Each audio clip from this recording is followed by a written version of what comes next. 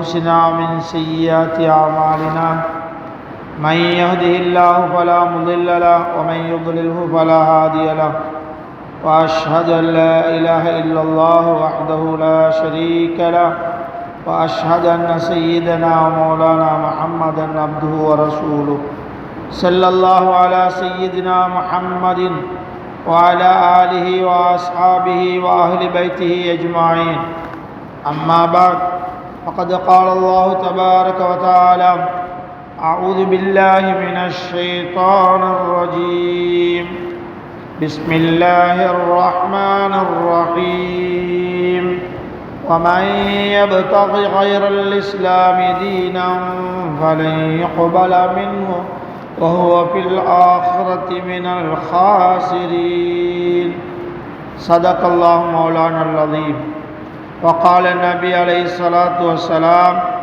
الدين النصيحة أو كما قال صلى الله عليه وسلم அளவற்ற அருளாளனும் நிகரற்ற அன்புடையோனுமாகிய எல்லாம் வல்ல அல்லாஹ்வின் திருப்பெயரால் இப்புனித செயலை ஆரம்பம் செய்கின்றேன். அல்ஹம்துலில்லாஹ்.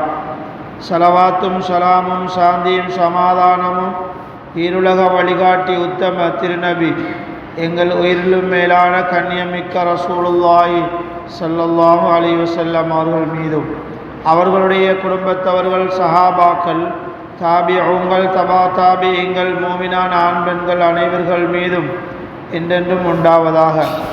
அன்பின் இஸ்லாமிய சகோதர பெருமக்களே, அல்லாஹ்வின் நல்லடியார்களே, அல்லாஹு தாலாவால் இடப்பட்ட கட்டளைகளை நிறைவேற்றுவதற்காக வேண்டி அவனது இல்லமேகி வந்திருக்கக்கூடிய அன்பார்ந்தவர்களே, சகோதரர்களே, அல்லாஹு தாலாவை வாழ்க்கையில் அனைத்து கட்டங்களிலும் அஞ்சி பயந்து வாழுமாறும் அவனால் எங்களுக்கு தரப்பட்ட கட்டளைகளை வாழ்வில் முடியுமானவரை எடுத்து நடக்குமாறும் அவனால் எங்களுக்கு தடை உத்தரவு பிறப்பிக்கப்பட்ட அத்துணை விடயங்களை விட்டும் முற்றாக தவிர்ந்து கொள்ளுமாறும் என்னையும் அப்பால் உங்களையும் இந்த நல்ல நேரத்தில் நல்லுபதேசம் செய்கின்றேன்.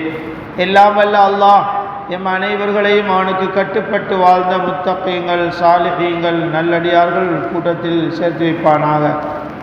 அன்பின் இஸ்லாமிய சகோதர பெருமக்களே, அல்லாஹு தாலாவின் நல்லடியார்களே, அல்லாஹு தாலா பொருந்தி கொண்ட சன்மார்க்கத்தில் பிறந்து வாழ்ந்து மரணிக்கக்கூடிய பாக்கியத்தை எம் அனைவர்களுக்கும் தந்தருள்வானாக. கண்ணியமான சகோதரர்களே, அல்லாஹின் நல்லடியார்களே, வெள்ளிக்கிழமையில் செய்யப்படுகின்ற பிரதானமான ஒரு உபதேசம். அதனால தான் இமாம் மிம்பரில் ஏறிவிட்டால் நீங்கள் யாரும் பேசாது, பக்கத்தில் இருப்பவரே பேச வேண்டாம் என்று சொல்லக்கூட ஆகாது என்கின்ற விடயத்தை சொல்லி செவிசாய்த்து ஹுதுபாவை கேளுங்கள் என்று அருமை நபியுல்லாஹி ஸல்லல்லாஹு அலைஹி வஸல்லம் அவர் சொன்ன ஹதீஸ் ஸஹீஹுல் புகாரி முஸ்லிமிலே பதிவாகி இருக்கிறது. ஆகையினால் இந்த நேரம் எடுத்து வந்திருக்கின்ற நாம் இஅ்திகாஃபுடைய நேயத்தோடு இந்த இடத்திலே நாம் எல்லாம் நல்ல விடயங்களை கேட்டு எமது வாழ்வில் எடுத்து நடக்க அல்லாஹ் தௌஃபீக் செய்வானாக என்ற பிரார்த்தனையோடு நாங்கள் உட்கார்ந்து கேட்டால் எங்களுடைய எண்ணங்களுக்கு ஏற்ப அல்லாஹு தஆலா செயல் மாற்றங்களை வாழ்வில் தருவான். கேட்பதை கொண்டு அமல் செய்வதற்குரிய கேட்ட விடயத்திலிருந்து இன்னும் பல விளக்கங்களையும் அல்லாஹு தஆலா தருவான். எனவேதான் நாங்கள் அல்லாஹுக்காக வேண்டி இந்த இடத்திலே தரித்திருக்கிறோம். 4 விடயங்களையும் கேட்டு சென்றால் எமது வாழ்வில் அல்லாஹ் நிம்மதியை தருவான். மறுமையிலும் நாங்கள் நிம்மதியாக வாழ்ந்து கொள்ள முடியும். அன்பார்ந்த சகோதரர்களே, அல்லாஹ்வின் நல்லடியார்களே, சங்கையான இஸ்லாமிய மாதங்களில் 7வது மாதம் நாம் இப்போது இருக்கிற ரஜபு மாதமாகும். இது 4 மாதங்களில் இடையில் வரக்கூடிய ஒரு சிறப்புமிக்க ஒரு மாதமாகும்.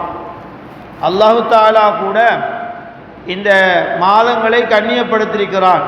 இன்ன இத்தத்த ஷுஹூரி இந்தல்லாஹி இஸ்னா அஷ்ர ஷஹரம் ஃபீ கிதாபில்லாஹ் யௌம ஹலக்கஸ் ஸமாவாதி வல் அர்த் மின்ஹா அர்பாத்துன் ஹுரம் ذلك الدين القيم வலா தظلمு அன்ஃபுஸக்கும். இந்த மாதங்களிலே உங்களுக்குள் ஒருவருக்கொருவர் அநீதி கூட செய்து கொள்ளக்கூடாது, யுத்தங்கள் மேற்கொள்ளப்படக்கூடாது.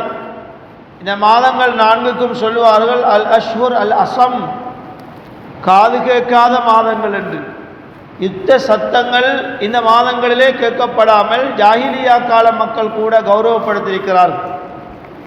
சமகாலத்திலே சுமார் ஒரு வருட காலமாக நடைபெற்று வருகின்ற பாலஸ்தீனிய யுத்தம் கூட இந்த சங்கையான மாதத்திலே தான் இடைநிறுத்தப்பட்டு யுத்த நிறுத்தத்தோடு அந்த மக்களுக்கு ஏதோ ஒரு வாழ்வில் அல்லாஹு தாலா நிம்மதியை கொடுக்க வேண்டும். இந்த மாதத்திலே தான் அது நடைபெற்றிருக்கிறது. எனவே அல்லாஹ் கண்ணியப்படுத்திய மாதத்தை நாமும் கண்ணியப்படுத்த வேண்டும். உங்களுக்குள்ளே நீங்களும் சதிமோசங்களை செய்து கொள்ளக்கூடாது, அநீதி இழைக்கக்கூடாது. யாரும் எந்த வகையிலேயும் அவருடைய பொருளுக்கோ மானத்துக்கோ மரியாதைக்கோ எந்த தீங்கும் விளைவிக்கக்கூடாது என்கின்ற அறக்கட்டளையை அல்லாஹு தஆலா குர்ஆனிலே பிறப்பித்திருக்கிறார். இப்னு ரஜப் போன்ற மாபெரும் அறிஞர் பெருமக்கள் இந்த ரஜபு மாதத்தை சொல்லுகிறார்கள், விதை விதைக்கின்ற மாதம். நல்லவற்றை செய்வதற்காக எங்களை எதிர்நோக்கி வருகின்ற பாவங்களை சுட்டரித்து நல்லமல்களின்பால் எங்களை வீர்நடை போட்டு எங்களுக்கு நல்ல ஒரு உத்வேகத்தை, பரிசுத்தத்தை, தக்குவாவை தரக்கூடிய ஒரு மாதம் எங்களோடு உறவாட காத்து கொண்டிருக்கிறது. அதற்காக வேண்டி வித்துக்களை விதை செய்கின்ற மாதமாக இந்த ரஜபு மாதத்தை அடையாளப்படுத்தி இருக்கிறார்கள். இதனை அடுத்து வருகின்ற மாதங்களில் ஷஅபான் சிறப்பு மிக்கது. அந்த மாதத்திலே அதிகமாக சுன்னத்தான நோன்புகளை நபி அவர்கள் நோற்றிருக்கிறார்கள். மக்கள் பழகி அறியாது, பயிற்சி இல்லாது ரமலானிலே சுன்னத்தா அதாவது பரலான நோன்பை நோற்பதற்கு பலகீனமான ஒரு நிலைமை அவர்களுக்கு ஏற்படக்கூடாது. அவர்கள் பழகி அறியக்கூடிய, பயிற்சி இருக்கக்கூடிய வகையிலே தான் சங்கையான ஷாபான் மாதத்திலே நபி அவர்கள் நோன்பு நோற்றிருக்கிறார்கள். இந்த மாதங்களிலே நபி அவர்கள் நோன்பு நோற்றதை போன்று வேறு எந்த மாதங்களிலேயும் நாம் காணவில்லை என்று அவர்களுடைய அருமை மனைவியர்கள் கூறுகிறார்கள். ஹதீஸ்களிலே நாம் பார்க்கிறோம். அப்படிப்பட்ட அந்த ஷாபானுடைய மாதத்தை அறிஞர் பெருமக்கள் நீர் புகட்டுகின்ற மாதம், நீர் புகட்டுகின்ற மாதம், விதை விதைக்கின்ற மாதம் ரஜபு மாதம் கருத்தாளத்தோடு சொல்லியிருக்கிறார்கள். ஷாபான் மாதம் நீர் புகட்டுகின்ற மாதம், ரமலான் மாதம் அறுவடைக்குரிய காலம் என்று கண்மணி நபியுல்லாஹி ஸல்லல்லாஹு அலைஹி வஸல்லம் அவர்கள் சுட்டி காட்டியிருக்கிறார்கள். அன்பார்ந்தவர்களே, அல்லாஹ்வின் நல்லடியார்களே, ஒரு புதுமை மிக்க, ஒரு பரிசுத்தம் மிக்க நல்ல மனிதனாக ஆகுவதற்குரிய வகைகள் கூறப்பட்ட, சிறப்புகள் அதிகமாக கூறப்பட்ட, ஒரு பருளுக்கு 70 என்றும் ஒரு சுன்னத்துக்கு பருதுடைய நன்மை என்றும் சொல்லப்பட்ட ஒரு மாதத்தை நாம் அடைவதானால், அதில் நுழைந்து கொள்வதானால் நாம் நம்மை கொஞ்சம் தயார்படுத்தி பயிற்சிக்குள்ளாக்கி கொள்ள வேண்டும். அந்த பயிற்சிகளை வழங்குகின்ற அடிப்படையிலே தான் இவ்வாறான உதாரணங்களை அறிஞர் பெருமக்கள் எங்களுக்கு சொல்லித் தருகிறார்கள். ஏனென்றால் நாம் முட்டி மோதிக்கொண்டு நாம் கற்ற அறிவோடு நாம் பழகிய படித்த அனுபவ அறிவை வைத்து அமல் இபாதத்தை செய்யக்கூடாது, செய்ய முடியாது. அல்லாஹ்விடத்திலே ஏற்றுக்கொள்ளத்தக்க உயிரோட்டமும் நூறானியத்தென்ற பிரகாசமும் அமலிலே ஏற்படுவதானால் அது அறிந்து புரிந்து செய்யப்பட வேண்டும். அப்போதுதான் நாம் செய்கின்ற அமல்களுடைய பிரதிகூலங்களை அடைந்து கொள்ளலாம், அடைவை பெற்றுக்கொள்ளலாம்.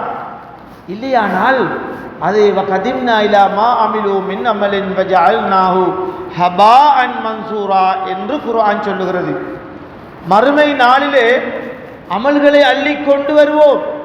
அவைகளெல்லாம் அப்படியே வானலோகத்தை நோக்கி தூசுகளாக, காற்றில் பறக்கின்ற தூசுகளாக ஆகிவிட்டால் எவ்வளவு சிரமப்பட்ட அமல்கள் வீணாகி விட்டுவிடுமே.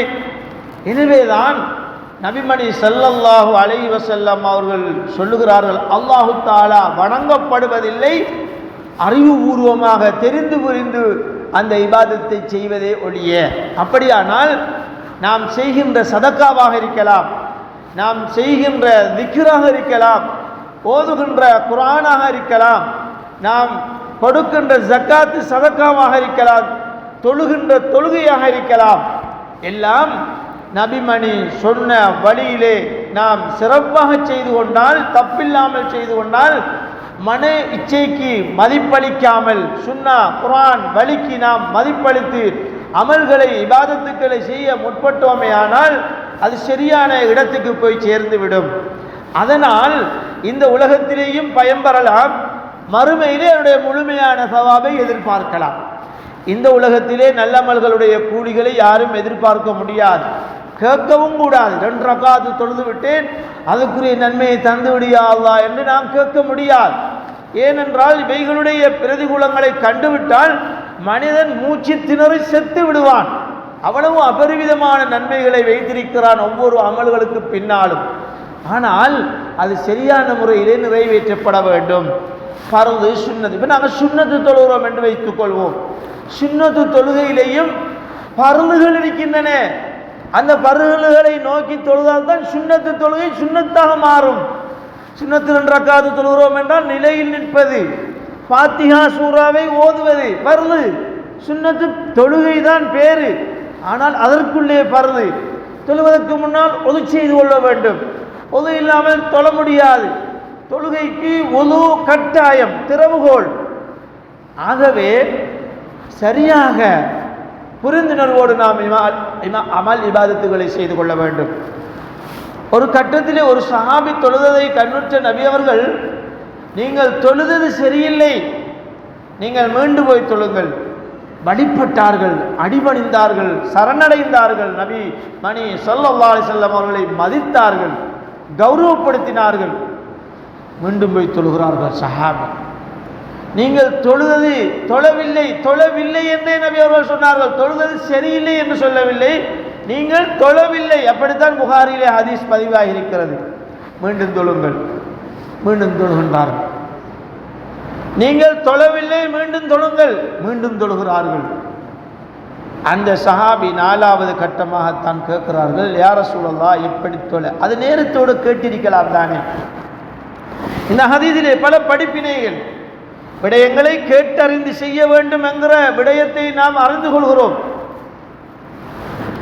நம்முடைய இஷ்டப்படி தொழக்கூடாது என்கிறதை அங்கு நபி அவர்கள் கற்றுக் கொடுக்கிறார்கள். நீங்கள் ருக்கு செய்தால் தாமதித்து ருக்கு செய்யுங்கள், இஅ்திதாலுக்கு வந்தால் அமைதியாக இருங்கள், சுஜூதுக்கு போனால் எல்லா உறுப்புகளும் அமைதி பெறுகின்ற வரைக்கும் நீங்கள் எழும்ப வேண்டாம். அப்ப காகம் கொத்துகின்ற மாதிரி உங்களுடைய தொழுகை அமையக்கூடாது. இப்படித்தான் தொழ வேண்டும். சல்லு கமார ஆய்த்துமூனி உசல்லி என்று நபிமணி ஸல்லல்லாஹு அலைஹி வஸல்லம் அவர் சொன்னார். நான் தொழுததை எப்படி நீங்கள் கண்டீர்களோ அதை போன்று தொழுங்கள் என்று கண்மணி நபியுல்லாஹி ஸல்லல்லாஹு அலைஹி வஸல்லம் அவர்கள் சொல்லி காட்டுகிறார்கள்.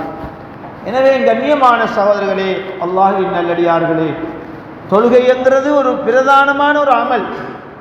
அதை நேர்த்தியாக செய்தால் குணாதிசயங்கள் மாறிவிடும். இன்ன ஸலாத்த தன்ஹா அனில் ஃபஹ்ஷாஇ வல் முன்கர், கெட்ட தீய மோசமான நடவடிக்கைகள் செயல்பாடுகள் மாறிவிடும். பரிசுத்தவனாக மாறிவிடுவான், குடும்பத்திலே நல்லவனாக வாழுவான், சமுதாயத்திலே அவனால் நிம்மதி உண்டாகும், அவனால் சமூகத்துக்கு எந்த பிரச்சனையும் ஏற்படாத வண்ணம் அல்லாஹ் ஆக்குவான். தொழுகையிலே வைத்திருக்கிறான். ஏன் நாங்கள் எவ்வளவு காலமாக தொழுகின்றோம்? எம்மை நாம் கொஞ்சம் நோட்டமிட்டு பார்த்திருப்போமா? நம்முடைய தொழுகை நம்மளை சரியான நேர்த்தியான நிலைக்கு கொண்டு வந்து விட்டதா? ஒபி அம்புசிக்கும் அபலா துபுசிரூன், உங்களிலே நீங்கள் கொஞ்சம் நோட்டமிட்டு பார்க்கக்கூடாதா என்று குர்ஆன் கேள்வி எழுப்புகிறது. அப்ப நாங்கள் தொழுகையுடைய அடைவுதான், நன்மைகள் மறுமையிலே இருக்கும், அதை எதிர்பார்க்க கூடாது. தொழுகையினால், உயிரோட்டம் உள்ள தொழுகையினால், நூறானிய பிரகாசம் உள்ள தொழுகையினால் எமக்கு இந்த உலகத்திலே உணவு விசாலமாக கிடைக்கும், தட்டுப்படாது, நெருக்கடி இல்லாமல் இருக்கும், நல்லொழுக்க பண்பாடு எங்களிடத்திலே மேம்படும். இவைகள் நடைபெறவில்லையானால் என்ன நடக்கும்? கியாமத்து நாளையிலே நாம் சின்ன வயதிலே கேட்ட ஹதீஸ் தான், தொழுகை சீரில்லை என்றால் பழைய பிடவைகள் போன்று சுற்றி வீசி எறியப்படும் முகத்திலே என்று. அப்படியான ஒரு நிலைமைக்கு நாம் மாறிவிடக்கூடாது. இங்கேயே அதனுடைய பலாபலனை கொஞ்சமாவது சொட்டாக காணவில்லையானால் எப்படி அதனுடைய முழு அவாபுகளை நாளை கியாமத்து நாளிலே எதிர்பார்ப்பது? எனவே ஃபவைலுல் லில் முஸல்லீன், தொழுபவர்களுக்கு கேடுதான். இந்த வசனத்தை ஃபவைலுல் லில் முஸல்லீன் என்று முடிக்கக்கூடாது.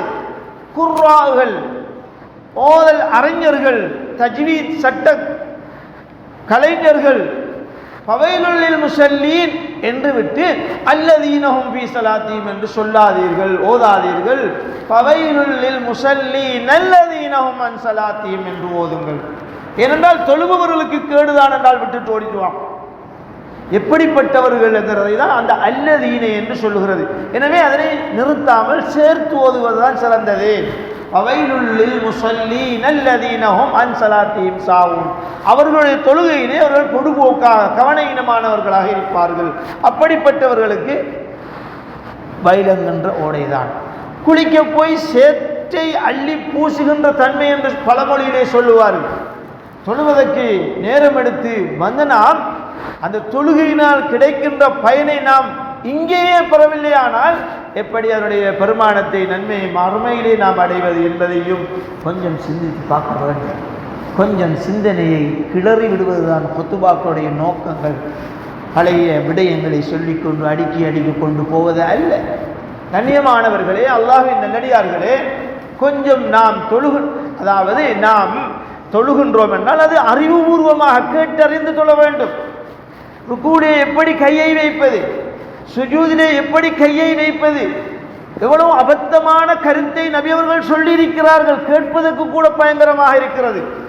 தொழுகையில் நின்று கொண்டு வானத்தை, டைமை, நேரத்தை பார்த்தால் அவர்களுடைய பார்வை அப்படியே நிற்கட்டும், இல்லையானால் பார்வை பறிக்கப்படட்டும். எவ்வளவு பாரதூரமான ஒரு விஷயம் நபி அவர்கள் சொன்ன விடயம். தொழுகையில் நிற்கின்ற போது இவைகளை நாம் அவதானிக்கின்றோமா? உயிரோட்டமான உள்ளட்சமான தொழுகையை அல்லாஹ் தஆலா வெற்றியாளர்களுக்கு, தொழுகையாளர்களுக்கு வெற்றி தான். கத் அஃப்லஹல் மூமினூன், மூமின்களுக்கு வெற்றி. யார் அவர்கள்? அல்லதீன ஹும் ஃபீ ஸலாத்திஹிம் காஷிஊன், தொழுகையிலே உள்ளட்சத்தோடு தொழுவார். யாரிடத்திலேயாவது உள்ளட்சம் வருகின்றதில்லை. என்ன முறையை கையாள வேண்டும் என்று கேட்டு வந்ததுண்டா? ஏனோ தானோ என்று நிறைவேற்றப்படுகின்ற ஒரு அமல் அல்ல தொழுகை. அது பிரதானமான ஒன்று. சரியாக நிவர்த்தியாய் செய்தால் அதனுடைய அடைவை அடையாமல் மரணிக்கக்கூடாது. அப்பதான் எங்களுக்கு முழுமையான சவாபு கிடைக்கும். இந்த குர்ஆன் சொல்லுகிறது தொழுபவர்களுக்கு கேடுதான் என்று. இன்னொரு ஆயத்து சொல்லுகிறது உள்ளட்சத்தோடு தொழுபவர்கள் தான் திடனாக வெற்றி பெற்று விட்டார்கள். எனவே இவைகளை பார்க்கின்ற போது நாம் அறிந்து புரிந்து செய்ய வேண்டும் என்கின்ற ஒரு விடயத்தை இங்கு நாம் விளங்கிக் கொள்கின்றோம். எனவே அன்பார்ந்தவர்களை, அதே போன்றுதான் ரமலானுடைய காலத்திலே நோன்பு நோட்பது என்பது சாதாரணமான ஒரு விடயம் அல்ல. ஃபர்லான உமூதுத்தீன், மார்க்கத்தினுடைய ஒரு முக்கிய தூண் நோன்பு என்பது. அதை எப்படி பிடிக்க வேண்டும், அதில் என்ன நிபந்தனைகள் இருக்கின்றன, அந்த காலத்தை எப்படி கழிக்க வேண்டும், அந்த காலத்துக்கு நுழைவதற்கு முன்னால் நம்மை நாம் எப்படி பரிசுத்தமாக்கி கொள்ள வேண்டும். நாம் வீட்டை சுத்தப்படுத்துகிறோம், பள்ளிக்கு பெயிண்ட் பண்ணுகிறோம், சூழலை சுத்தப்படுத்துகிறோம். என்ன, ரமலான் வருகின்றது அல்லவா? ஓம், அது வெளித்தோற்றத்திலும் இருக்க வேண்டும். அப்போதுதான் அது உள்ளத்துக்கு மாற்றத்தை ஏற்படுத்தும். ஒரு வெளித்தோற்றம் என்பது பிரதானமான ஒன்று. அதை செய்கின்ற போது உளமாற்றம், உளவியல் ரீதியாக மாற்றம் ஏற்படும். அப்ப உள்ளத்திலே கரல், வஞ்சகம், பொறாமை, மோசடி, தீய குணம், குபுர், ஷிர்க், மோசமான பண்பாடுகளை உள்ளத்துக்குள்ளே வைத்துக் கொண்டு ரமலானுக்குள்ளே நுழைந்தால் அந்த ரமலானுடைய நோன்பு எப்படி எங்களுக்கு பயனளிக்கப் போகின்றது? குதிப அலைக்கும் ஸியாம் கமா குதிப அலல்லதீன மின் கப்லிக்கும் லஅல்லக்கும் தத்தகூன், நீங்கள் தக்வாதாரிகளாக ஆகுவதற்குத்தான் உங்களுக்கு நோன்பு விதியாக்கப்பட்டிருக்கிறது. எத்தனை ரமலான்களை கடந்து வந்திருக்கிறோம். எங்களுடைய நோன்பு உள்ளட்சவாதிகளாக ஆக்கியிருக்கிறதா எம்மை? இன்னமா யதகப்பலுல்லாஹு மினல் முத்தகீன், முத்தகீன்களுடைய அமல்கள் தான் ஏற்றுக்கொள்ளப்படும். அந்த முத்தகீன்கள் யார்? இந்த நோன்பை பிடித்து தக்வாதாரிகளாக ஆகியவர்கள். எங்கள் எத்தனை பேர்களை தக்வாதாரிகளாக ஆக்கியிருக்கிறது. எனவே கண்ணியமானவர்களே, ரமலானுக்கு முன் நுழைவதற்கு முன்னால் எம்மை நாம் சுவரை பெயிண்ட் பண்ணுவது போல், வாசலை கூட்டுவது போல் உள்ளத்தையும் கூட்டி உள்ளத்தையும் பரிசுத்தப்படுத்தி எங்களுடைய உள்ளத்தை பியூராக வைத்துக் கொள்ள வேண்டும். அப்பதான் நாம் செய்கின்ற நன்மையுடைய லல்லத்து என்கின்ற ருசியை நாம் அடைந்து கொள்ளலாம். வாழ்க்கையில் நாம் செய்கின்ற அமல்களுடைய லல்லத்தை அடைந்து கொள்வதில்லையா? அடையாமலா மௌத்தாகுவது? அதற்கு எத்தனை பயிற்சிகளை இமாம்கள் மார்க்கத்திலே செய்து வாழ்ந்து வந்திருக்கிறார்கள். எனவே நாம் கண்ணியமானவர்களே, அல்லாஹ்வின் நல்லடியார்களே, இந்த விடயங்களை நாம் கேட்டு புரிந்து நல்ல அமல்களிலே கூடுதல் கவனம் செலுத்த வல்ல நாயன் அல்லாஹ் எம் அனைவர்களுக்கும் துணை விடுவானாக. ஆமீன் ஆமீன் யா ரப்பல் ஆலமீன். அல்ஹம்துலில்லாஹ்.